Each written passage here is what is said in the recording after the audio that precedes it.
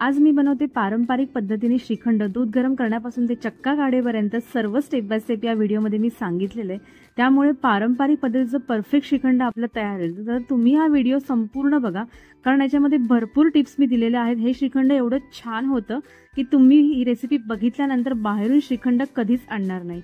चला पटकन रेसिपीला सुरुवात करूया।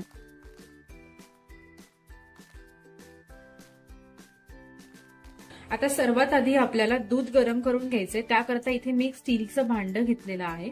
आता दूध गरम करायच्या अगोदर पहिले आपल्याला याच्यामध्ये पाणी घालायचे। थोडंसं या भांड्यामधून पाणी याच्याकरता काढायचे, कारण आपण दूध जेव्हा उकळू तेव्हा आपलं दूध जे आहे ते पातेल्याला चिकटणार नाही। तर मी असं सर्व पाणी असं भांड्यामधून काढून घेते, हे बघा। आणि आता हे पाणी आपल्याला टाकून द्यायचे। आता आपल्याला याच्यामध्ये दूध घालून घ्यायचे। हे 2 लिटर दूध आहे। हे सर्व आता मी या भांड्यात घालून घेते। आता आपलं दूध जे आहे ना ते भांड्याला चिकटणार नाहीये अजिबात। हे टिप नंबर तुम्हाला मी 1 सांगितली। आता आपल्याला दूध मीडियम गॅसवरती गरम करायला ठेवायचे आणि दूध आपल्याला छान असं मस्त उकळू द्यायचे। आता मध्ये मध्ये याची साय येईल तेव्हा मी तुम्हाला दाखवते कसं करायचं। आणि दूध आपल्याला याच्याकरता जास्त उकळून घ्यायचे, कारण का ह्याच्यामध्ये जे पाणी असतं ना एक्स्ट्रा ते सगळं निघून जायला पाहिजे। त्याच्यामुळे आपलं दही आहे ना त्यामुळे सुद्धा घट्ट असं होतं। दुधामध्ये जर पाणी राहिलं तर मग आपलं दही पातळ लागू शकतं। त्याकरता आपल्याला हे मस्त छान असं उकळवून घ्यायचंय। आता ही बघा दुधाला आपल्या एक छान अशी साय आलेली आहे। ही पण अशी आपल्याला दुधामध्ये छान अशी मस्त मिक्स करून घ्यायची। याच्यामुळे काय होतं ना आपलं दही आहे ना ते छान असं मस्त घट्टसर लागतं। आता आपल्याला 4 ते 5 मिनिटं दूध असं छान मस्त उकळू द्यायचे, हे बघा। आता आपलं दूध जे आहे ना ते वरती नाही यायला पाहिजे, त्याकरता इथे मध्ये असा चमचा घालून ठेवायचा। आपल्याला दूध पण उकळायचंय आणि ते वरती पण नाही यायला पाहिजे, त्याकरता इथे मी असा चमचा घालून ठेवते, ज्याच्यामुळे आपलं दूध जे आहे ना ते वरती येणार नाही। आता आपलं दूध छान उकळून झालेलं आहे, मी बघू शकता। आता मी गॅस बंद करून घेते आणि दुधाला छान असं मस्त रूम टेम्परेचर वरतीच थंड करून घेते। तुम्हाला हे दूध फ्रीजमध्ये अजिबात ठेवायचं नाहीये। आता हे दूध मी गॅसवरून काढून घेतल्याच्या नंतर आपल्याला असं मध्ये मध्ये हलवायचंय, जेणेकरून आपलं दूध लवकर थंड होईल। हे बघा अजून केवढं गरम आहे, मी तुम्हाला दाखवते दूध केवढं थंड करायचंय तुम्हाला। हे बघा आता मी असं कंटिन्यू हलवून आहे ना मध्ये मध्ये हलवून असं दूध थंड करून घेणार आहे। आता आपलं दूध छान असं मस्त कोमट झालेलं आहे। साईडने असं गार वाटतंय, असं कोमट वाटतंय। आणि हे बघा असं एक बोट बुडवून बघायचं, बोटाला लगेच कळतं दूध कोमट झालंय की नाही।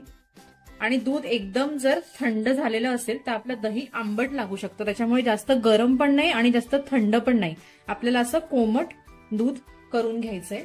आता आपल्याला याच्यामध्ये विरजण घालायचंय। आता तुम्हाला 5 टिप मी सांगून झालेल्या आहेत। आता ही 6वी टिप सांगते। मी 2 लिटर दुधाकरता 2 चमचे दही घेतले, हे छान असं मस्त फेटून घेतलंय।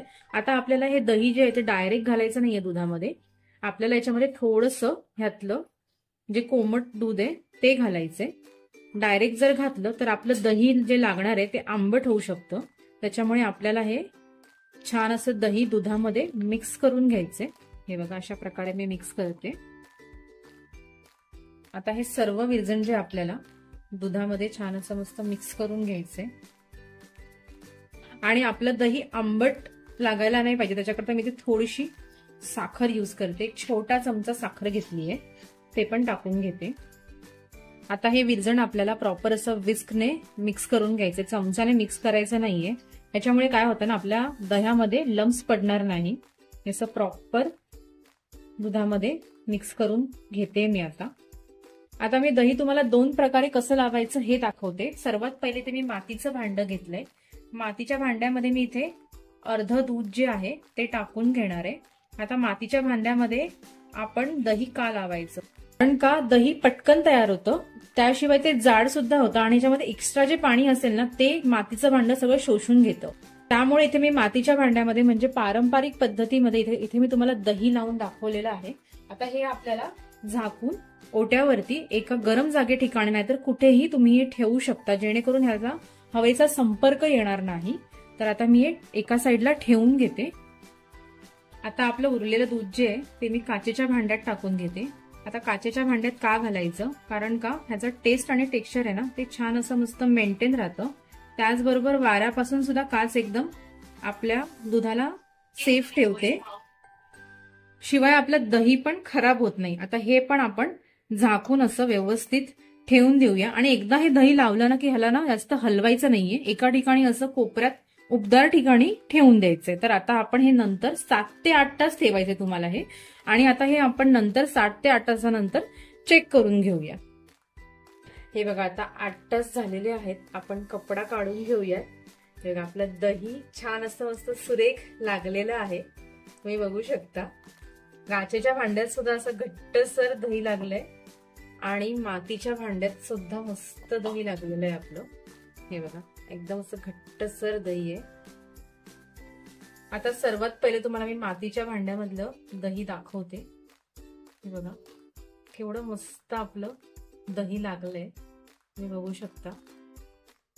त्यानंतर आपण काचेच्या भांड्यामधलं दही बघूया. हे बघा केवढं घट्टसर आपलं दही लागलंय, तुम्ही बघू शकता. असे प्रॉपर याचे असे काप पडतायत.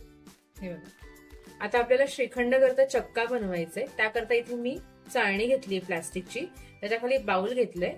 आता बाउलच्या वरती आपल्याला ही चाळणी ठेवायची आहे.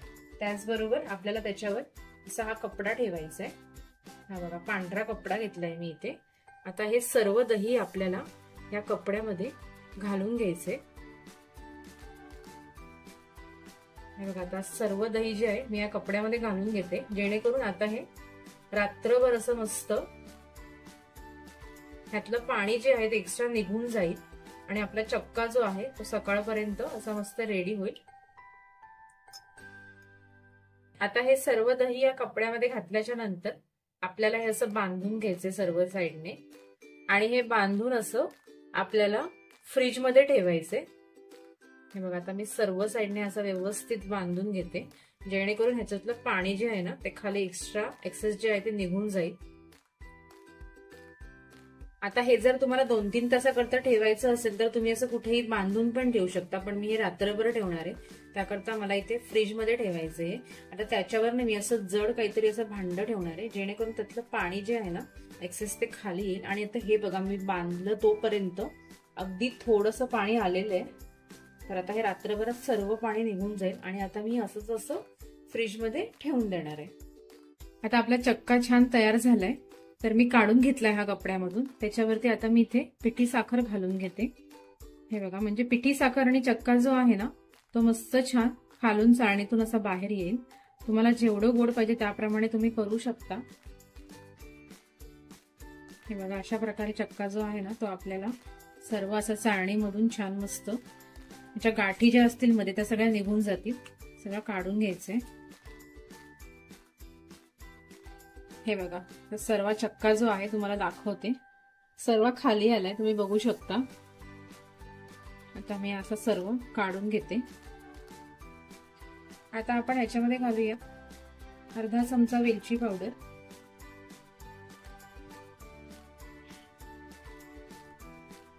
आणि थोडं केसरचं दूध. हे केसर मी थोडेसे 1 तास असे मस्त भिजवून ठेवले होते गरम दुधामध्ये. ह्याच्याने पण आपल्या श्रीखंडाला असं मस्त छान असा फ्लेवर येतो. तर ते पण मी ह्याच्यामध्ये टाकून घेते. थोडेसे काजू बदामाचे काप. आपल्या श्रीखंडाला केशरने छान असता मस्त फ्लेवर आणि कलर दोन्ही येणार आहे. त्याचबरोबर काजू बदाम. आता हे श्रीखंड आपण सर्व असं मस्त मिक्स करून घेऊया.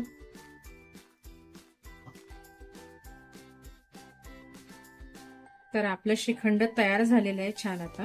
आता मी एका बाउलमध्ये काढून छान फ्रीजमध्ये सेट करायला ठेवते. त्यानंतर तुम्हाला श्रीखंड सर्व करायचे. तर कशी वाटली तुम्हाला आजची ही श्रीखंडाची रेसिपी? ही रेसिपी तुम्ही या दसऱ्याला नक्की घरी बनवून बघा. आणि जर व्हिडिओ आवडला असेल तर व्हिडिओला प्लीज लाईक, शेअर आणि सबस्क्राईब करा.